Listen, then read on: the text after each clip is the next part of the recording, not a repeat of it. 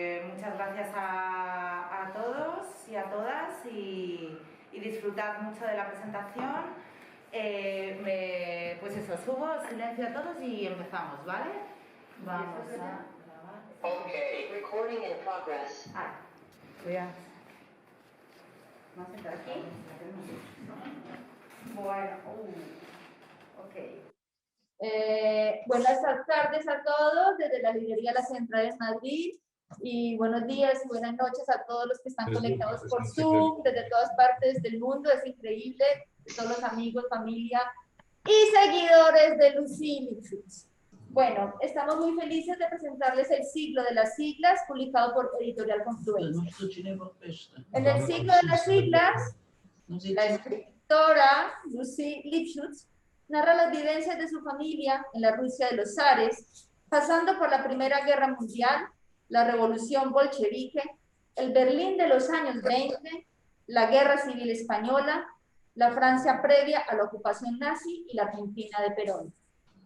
Lucy Josephine Lipschutz, que nos acompaña por Zoom, nació en París en 1929. Su infancia transcurre entre Francia, Italia, Rumania y España. En 1939, unos meses antes de estallar la Segunda Guerra Mundial, la familia se establece en Buenos Aires, Argentina. Graduada en Filosofía y Letras de la Universidad de Córdoba, destaca su faceta de traductora del ruso, francés e italiano, de autores como Chekhov, Anouilh, Molière, Pirandello, Moravia, Solzhenitsyn, entre otros. Desde 1974, Lucy reside en Madrid, donde ha escrito cuentos infantiles, obras de teatro, series para televisión y guiones cinematográficos. Su cuento, Escargote y compañía, obtuvo el acceso del Premio Nacional de Literatura Infantil. Otros títulos de la autora son El árbol azul y la saga Las crónicas del escargote, de próxima publicación. El siglo de las siglas que hoy presentamos es el punto culminante de su trayectoria literaria. Nos acompaña su hijo, cineasta, que obviamente está grabando, está por allí, nacido en Buenos Aires y quien dirigió, entre otras, las películas Las huellas borradas, Suspiros del corazón y Vidas pequeñas, ideas y guiones de Lucy Lipschutz que fueron adaptadas conjuntamente para ser llevadas al cine. En la actualidad, Enrique prepara el largometraje A River to Cross, la historia de una familia latina en Nueva York, a la vez que ultima lo que será su primera novela, La vida inquieta. Tenemos el honor de contar con la participación de Fieta Harty, destacada periodista, escritora y gestora cultural. Nacida en Lima, reside en España desde 1984, año en el que se incorporó al diario El País en las páginas de cultura y al suplemento Babelia, donde permaneció hasta 2013. Fundó la editorial digital de libros peruanos P-Libros y la librería digital Quiputeca. Es también curadora de exposiciones de arte contemporáneo y autora de los libros Entrevista con Los Ángeles junto a la periodista Rosa Rivas, la novela Yo me perdono, el libro de entrevistas Cómo piensan los artistas y el reciente título Donde Dennis Hopper perdió el poncho.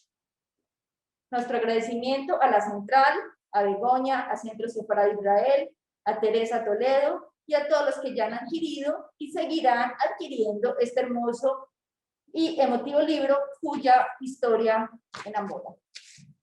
Agradezco mucho la invitación a participar en esta presentación de un libro de una persona que no conozco y de unos recientes conocidos que son Lina y Enrique, que me han estado contando algunos detalles de la vida de esta autora. La razón principal por la que me encantó participar en esto es que me gustó muchísimo el libro. Y entonces he preparado un pequeño texto que prefiero leer para dar cuenta un poco de las impresiones que me ha dejado este libro, ¿no?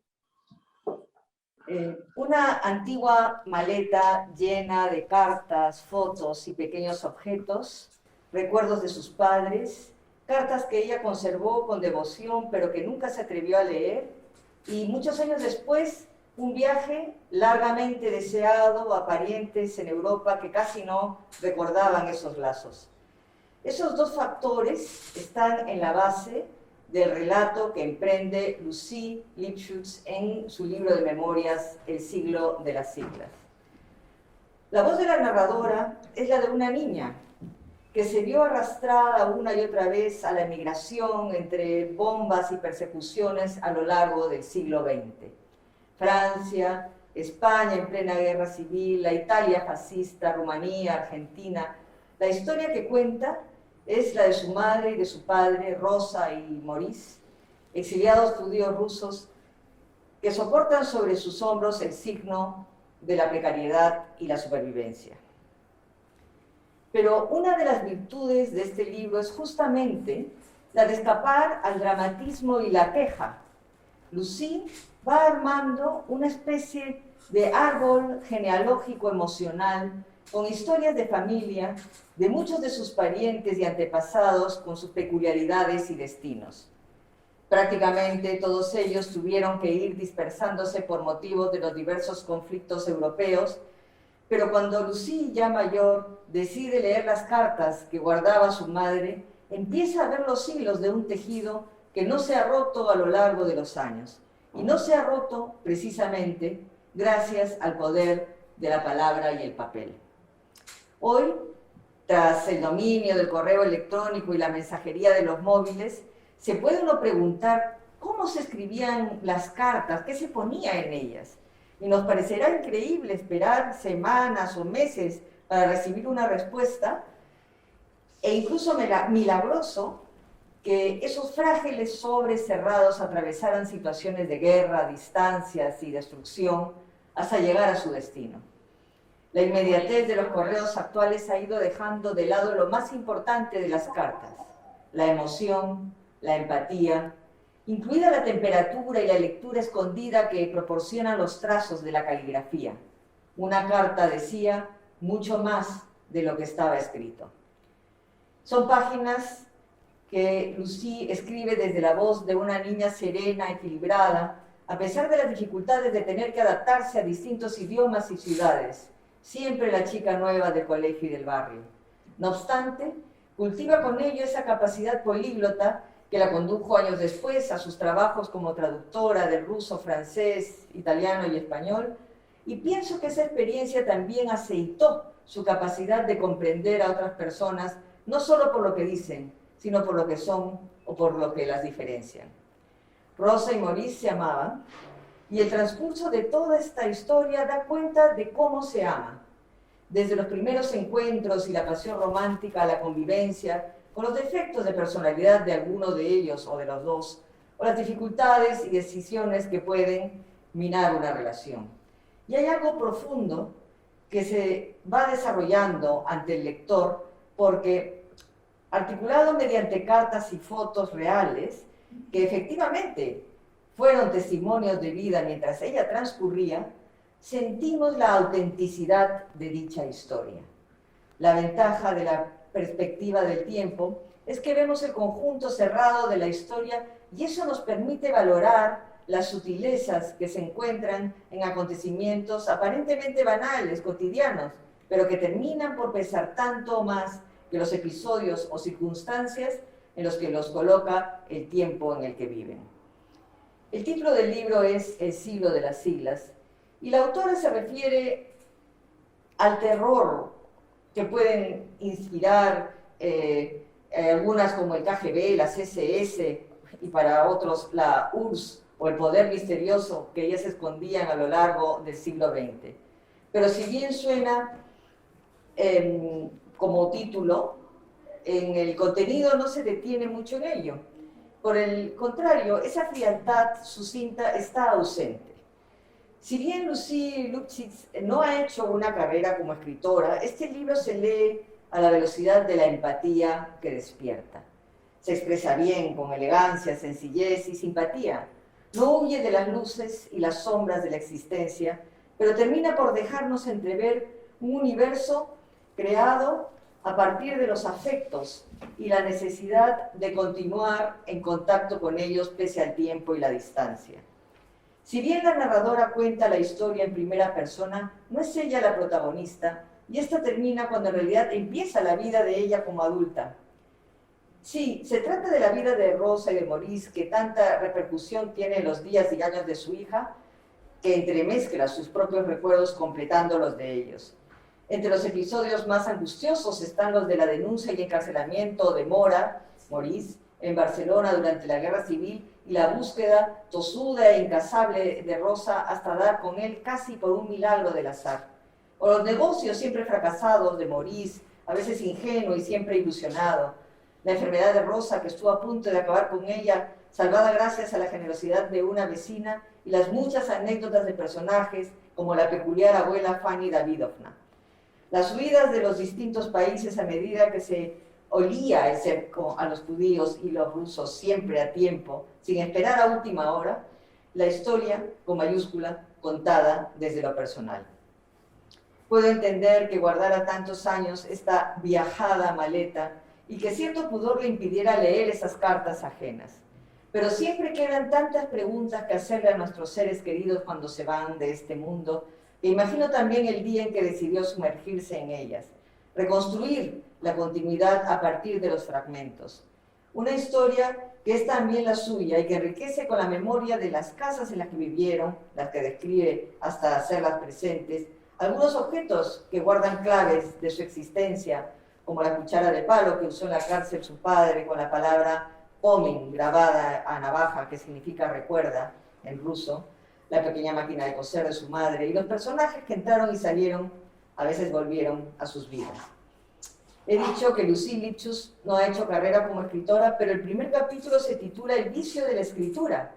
A los 8 años escribe su primer poema bajo el bombardeo de Barcelona en 1937, y ha escrito a lo largo de toda su vida por el simple placer de hacerlo para ella misma y para sus próximos. Ese es uno de los más plácidos paseos por el mundo de la literatura, lejos de buscar los focos de atención, la ilusión de la fama. Como dice Andrés Sarriello en su prólogo, los libros son como las personas. En realidad son personas, seres vivos, y los que no pueden tener otros valores artísticos, sociales, históricos, pero no el de la verdadera literatura, que es el de traer una nueva vida a esta vieja vida nuestra. Y sin duda es algo que abunda en el siglo de las siglas, que hace del verbo evocar un sinónimo de imaginar y revivir. Hayamos conocido o no a Rosa, a Maurice y Lucie, ellos seguirán presentes en el más largo de los viajes, el que siempre guardan las páginas de un libro. Bueno.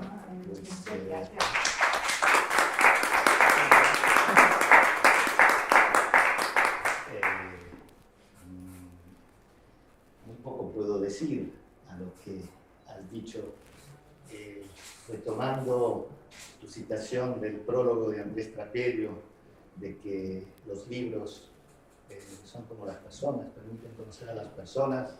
En este caso, queda clarísimo que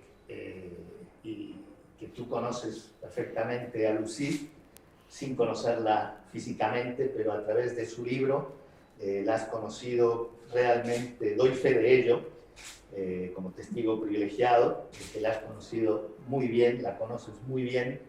Tus palabras transmiten realmente uno de los valores fundamentales de la literatura.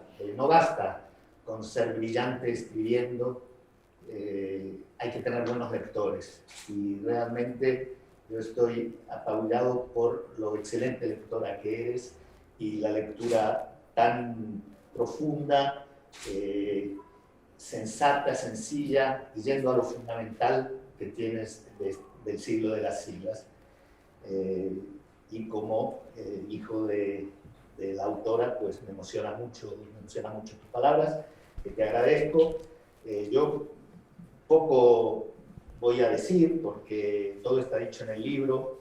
Si acaso hay unos puntos que quisiera destacar. Bueno, este libro cuenta la historia de mis abuelos, Rosa y Mauricio, Maurice, Mora, a quien conocí muy bien, hasta los 10 años aproximadamente yo tenía cuando ellos murieron, pero pienso que han sido, no pienso, afirmo que han sido personas absolutamente fundamentales en mi sensibilidad y en mi visión del mundo.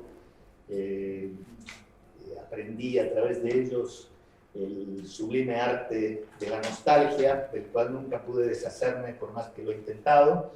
Aprendí el ruso, aprendí también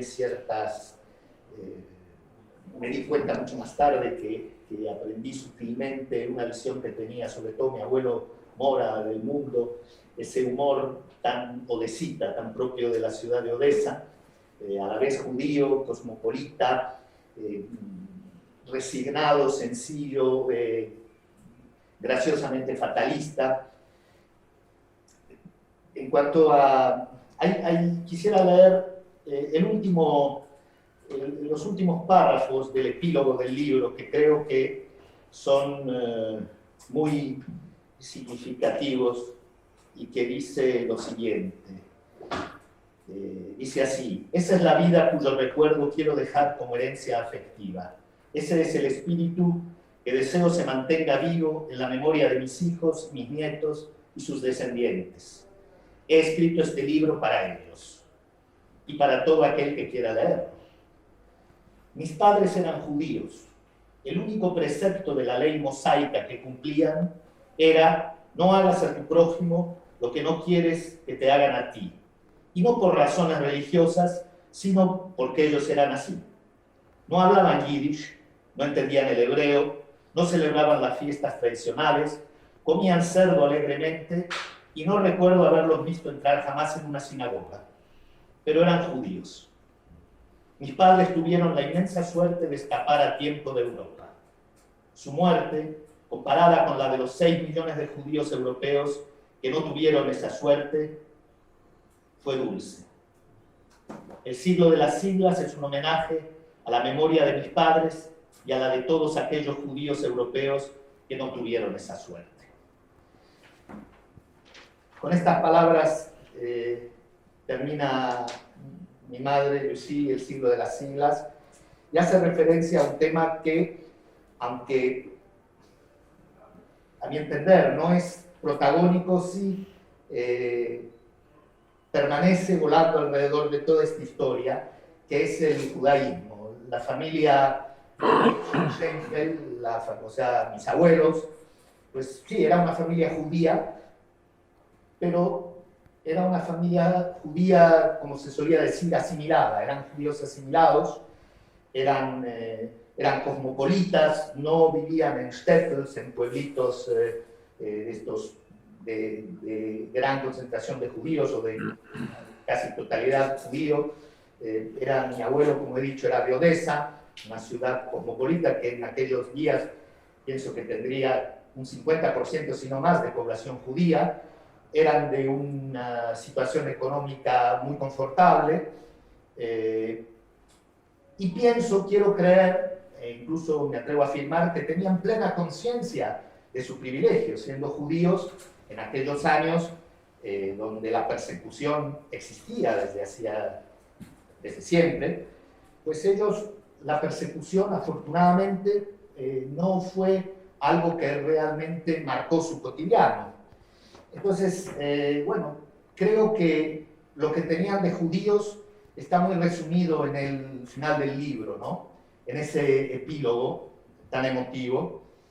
Y creo que, en cierta medida, el hecho de que Lucie, yo y mis hermanas, y quiero creer que mi hijo y mis nietos, se interesen y se emocionen por el pasado, por toda aquella suerte de carambolas de mi familia que llevó a que hoy en día pueda estar yo aquí reunido con amigos, teniendo la inmensa emoción de presentar el libro de mi madre, habiendo escuchado a Fieta en una gran librería, en una capital como Madrid, en un país pacífico, realmente teniendo yo hoy ese inmenso privilegio creo que en grandísima medida debo agradecerlo a ese toque de judaísmo que sí persistió a través de la existencia de mis abuelos, y es básicamente la transmisión de la memoria. Siempre me interesó saber quiénes eran mis antepasados, he llegado lo más lejos que he podido, que no es mucho, pero siempre esa sensibilidad familiar, esa cosa de las raíces, y eso es algo que siempre estuvo presente en mí y que pienso que a lo largo también de todo lo que yo he hecho he intentado transmitir, ¿no? La familia, que es mi familia, mis abuelos, mi madre, que son los protagonistas de estas memorias, destacaría pues lo que he dicho, que es una familia a la vez típica de ciertas minorías y a la vez atípica, porque realmente no sabemos muy bien dónde situarla. Es una mezcla cultural y lingüística. El poliglotismo es una cuestión muy permanente. Todas las generaciones anteriores hablaban muchas lenguas. Había el nivel cultural, la sensibilidad cultural y artística. Y pienso que tenían un talento innato, y era que supieron tener suerte. No sabía definirlo mejor, ¿no? Porque leyendo el libro uno percibe, o sea, palpita ante todas las peripecias que viven, las guerras, las revoluciones, las dictaduras, los bombardeos, y siempre hay como una media sonrisa permanente, como decir, bueno, qué suerte que la bomba no nos cayó encima y que cayó más allá, qué pena por aquellos sobre quienes cayó la bomba, pero bueno, la vida es eso, es como la parábola de las semillas, o vaya usted a saber, pero bueno, todas esas peripecias y esa cierta inconsciencia permanente y romántica y un cierto idealismo que sabían también que era fatalmente naif, ¿no? Bueno, todo eso creo que se resume en una especie de... Solo creo que, Fieta, lo has definido perfectamente. Tu lectura ha sido excelente, y básicamente la esencia es eso, es un amor a la vida, un amor a estar, a permanecer, a poder respirar, a poder apreciar las bondades del mundo y de la naturaleza, viviendo en la vorágine de las maldades del mundo, y aún así, pues, como una intuición de que a través de ese acto de amor, y de amor al prójimo, no solo de amor del núcleo familiar, sino también una cierta bondad y una generosidad, pues, con todo lo que, con el entorno. O sea, mi abuela, por ejemplo, mi abuela Rosa, durante los años de la guerra, estuvieron en la Argentina, estuvieron 5 años sin recibir ni una carta de sus familiares, de sus hermanos y sobrinos y primos. Todos ellos se encontraban en las zonas ocupadas por los ejércitos nazis y fascistas, en Rumania, en Rusia, en Ucrania. Todos ellos eran judíos, y todos ellos, milagrosa, prodigiosamente, se salvaron de la catástrofe. Todos ellos. Aquí están en el chat por Zoom mi primo Víctor Weiner, que es hijo de una muy querida prima hermana de mi madre. Mi madre es la última superviviente de todos sus primos. Todos sus primos eran, bueno, si leen el libro, incluso que hay un árbol genealógico, o sea, que si les divierte, eran de Rumania, de Francia, de Rusia. Y bueno, mi abuela en esos años, que comentaba, en esos años en Buenos Aires de angustia por todos sus familiares cercanos, en una época en la que, como tú bien dices, las cartas decían mucho más que la mera que la mera comunicación del estado de la persona, ¿no? Pues esas cartas no llegaban y todo permitía suponer que las cosas iban francamente mal. Y así, y mi abuela pues colaboraba con la Junta de la Victoria en Buenos Aires y ayudaba a recaudar dinero y apoyo a lo que podía, digamos, el movimiento internacional de la decencia antinazi en un mundo en llamas, hacer llegar a las personas que sufrían en la Europa ocupada. Bueno, quería hablar de eso, un poquito del judaísmo y de mi familia, y por terminar, lo que a mí este libro me suscita es, independiente, obviamente es una visión muy subjetiva, pero aún así pienso que el libro transmite una nostalgia y un sabor de esa vieja Europa, de la Mitteleuropa, ese sabor dulzón, decadente, de la cultura, de lo arropado, del terciopelo, de la chimenea, toda esa calidez tan nostálgica que se aprecian en los autores de Stefan Zweig, por ejemplo, en El mundo de ayer, tiene ese toque que no es indefinible, inefable, ¿no? También en algunas novelas de Joseph Roth también lo encuentro, en una de Sándor Márai que leí hace muy poco, que se llama Último Encuentro. Hay una novela que me marcó mucho también, bueno, unas memorias en las cuales también encuentro muchas similitudes, que es La liebre de ojos de ámbar, en fin.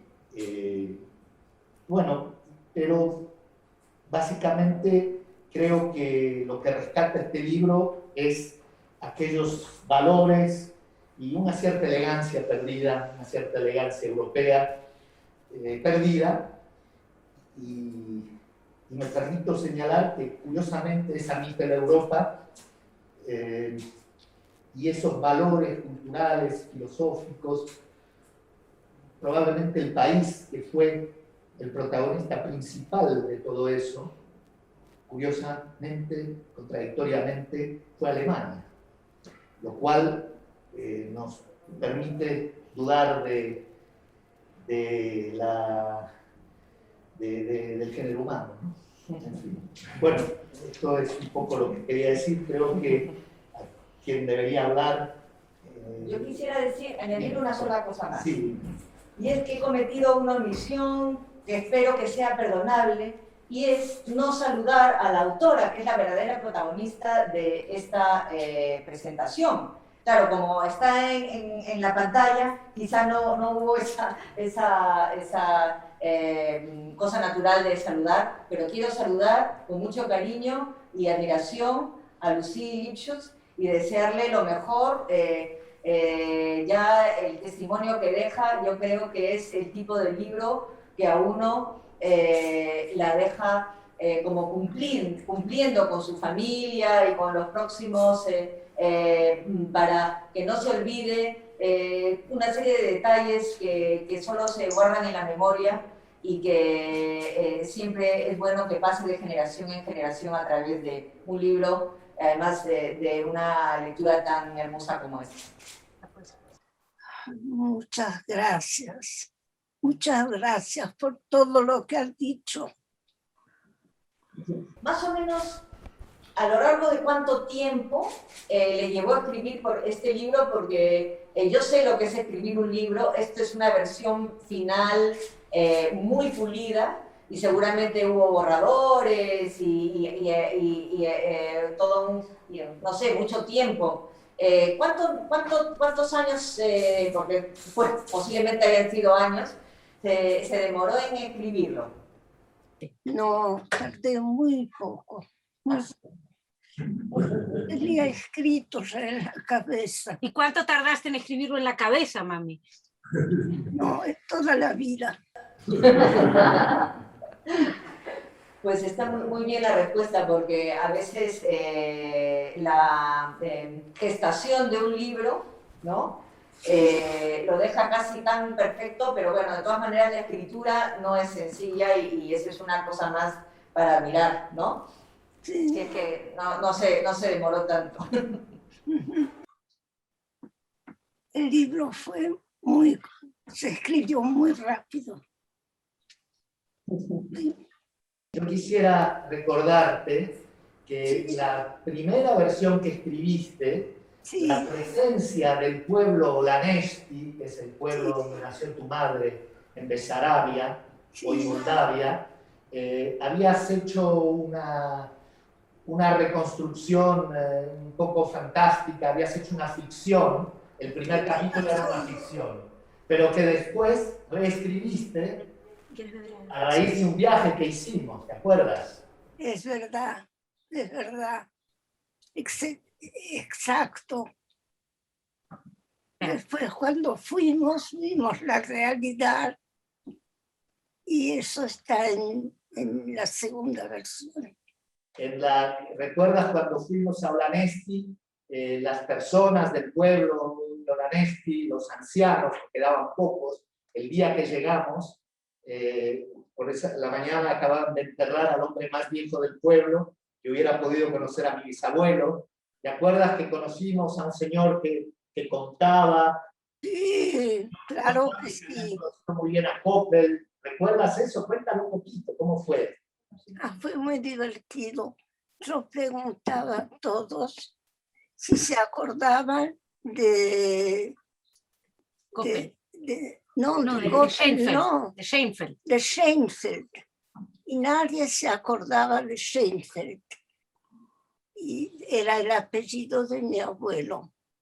Y yo estaba un poco, bueno, entristecida.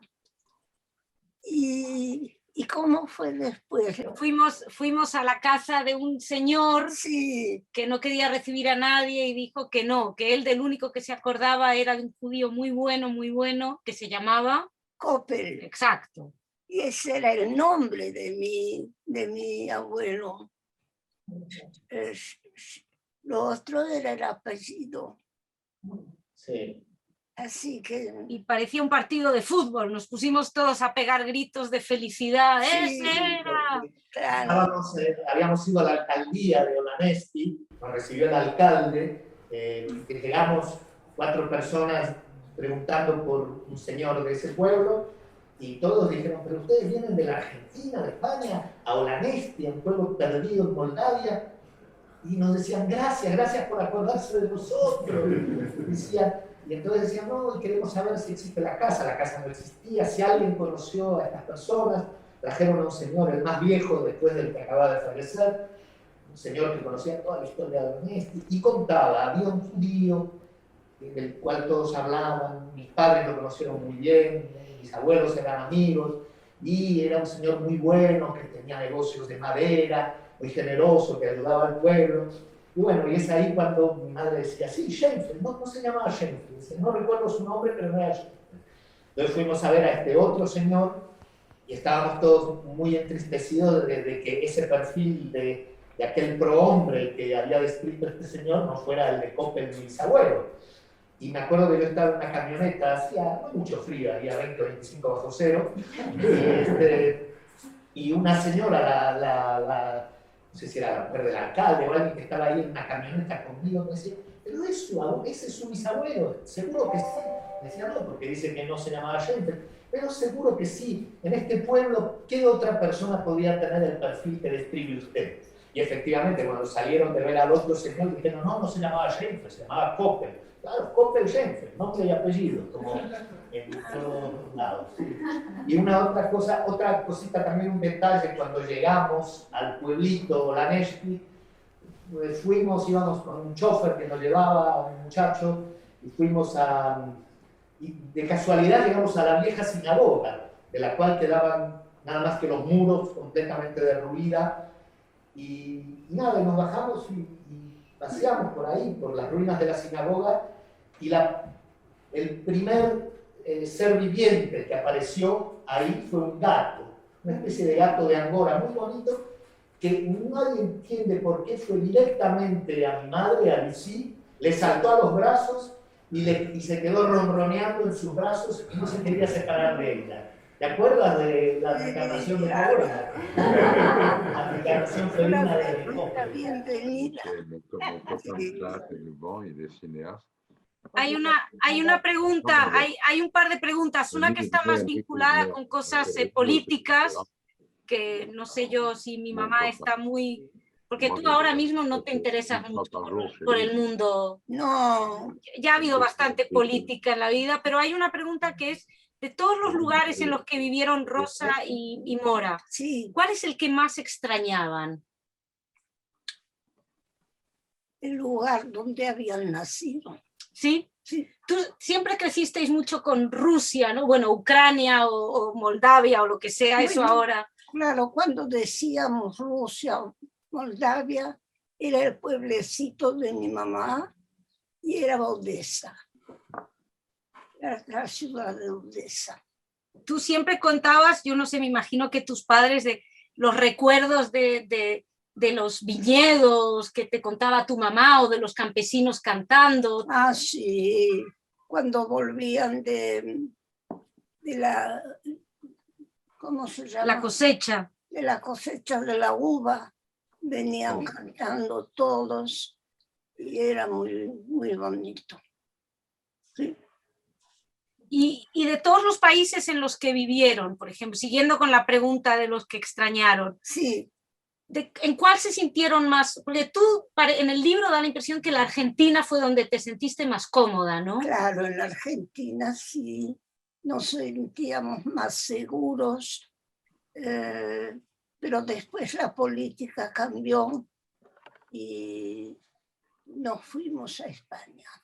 Y tú de todos los países, ¿en cuál has estado más cómoda? ¿España? A ver, en España. En España. Sí, en España, porque ya estuve en España una vez. Mi garganta.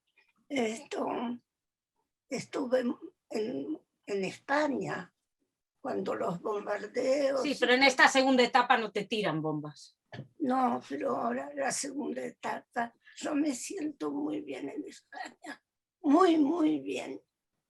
Además soy española, porque dijeron que todos los que vivimos en España somos españoles, así que me considero española. Perfecto. Lo curioso, quizás haya que decir que has vivido toda tu vida, que es larga, fuera del país en el que naciste, que es Francia, y la única nacionalidad que tienes es la francesa. Sí. Siempre has tenido un pasaporte francés, ni argentino, ni español, ni ruso, ni nada. No, Pero tiene la lengua. pero ahora también tengo la nacionalidad española. Ah, muy bien. Porque Bueno, muy bien. todos los que... Las acumulas. Sí. Así que me siento comodísima. España es más bien como mi segundo hogar, o primero hogar. Sí. Bueno, yo creo que ya hay que ir terminando. No sé si Begoña está por aquí. Bueno, agradecer a todos. Bueno, pues toca terminar esta charla tan agradable. Sí. Ha sido un gusto oírlos. Muchas gracias a Lucy. No, por favor, gracias a ustedes. Lina creo que puede decir la sociedad que aquí. Lina le va a decir ahora muchas gracias a todos. Dis-moi, Henri, tu m'entends? Oui, je m'entends. Oh, salut Lucie. Alors, comment en France avoir quelques exemplaires du bouquin? Parce que moi, j'en achète et puis je vais les offrir à des amis. Il faudra les Traduire? les traduire. Non, tu sais, mes amis, ils parlent aussi l'espagnol. Oui, Ah, bien oui. sûr qu'il faudra, mais bon. Dans un premier temps, comment acheter le bouquin? Attends. Ben, ça, il faudra demander à Enrique. Oui, je lui demanderai. OK. Oui. Ouais. Demande-lui. Ouais, je vais lui demander. Bueno, aquí hablando desde la central de Madrid, donde hablamos español, Sí. agradecerles a todos los que se han conectado, a todos los que vinieron aquí. Y les voy a hacer ahora una pauta publicitaria que tiene que ver con el tema. Imagínense que a partir de octubre, en este otoño, vamos a hacer una exposición que también se llama El siglo de las siglas, donde podrán ver pues, la vida de Rosa, Lucy y Mora, con unas lindas fotografías y unas citas. Bueno, tienen que venir a la casa, al Centro Separado de Israel. Va a estar durante 3 meses y después empezaremos a itinerar por varias ciudades de Madrid. Vamos a ir también a América Latina y a Estados Unidos, y donde nos pidan, pues bueno, que vayan haciendo fila, que ahí les llevamos la exposición. Y ya lo más, que es ya mi sueño y que con lo que ya, yo creo que cuando ya lo haga voy a ser muy feliz, también está así entre planes hacer la serie del siglo de las siglas, una miniserie. O sea que ya tengo aquí al abogado de derechos de autor, ya tengo aquí a los actores. Muchísimas gracias, gracias Lucy, te amamos muchísimo. Enrique, Gabriel y Andrea. Vale, y yo aprovecho también para decirle a Didier que, bueno, desde la central de Callao hacemos envíos al extranjero. Si alguien quiere el libro, lo puede pedir también por la web y se lo enviamos a casa, ¿vale? Los que estáis aquí podéis cogerlos ahora y yo los firmo Enrique. Así yo sí. Toda la vida hice la firma de mi madre. Pero los que estáis viéndonos por Zoom, nos los podéis pedir por la web y os los enviamos, ¿vale? Sí, sí. Ahora, bueno, muchas gracias, Chita. Bueno, un aplauso para... Muchas gracias a todos. Ciao Lucie. Je tâcherai de traduire le livre pour toi. Oh là là, non, non, c'est un trop gros travail, ma chérie. Non, non, non. Non, pas pour. Non, non, t'en fais pas. On le fera traduire, on le fera traduire. Oui, oui, oui, oui. Puis, Et t'en on fais pas. va le traduire, bien sûr. Ah oui, pourquoi pas. No sé si queréis, nosotros os vamos a silenciar aquí, pero si queréis seguir hablando entre vosotros, ¿vale? Con Lucy. Sí, vale. Vale. Pues Ciao a tutti. Buenas tardes.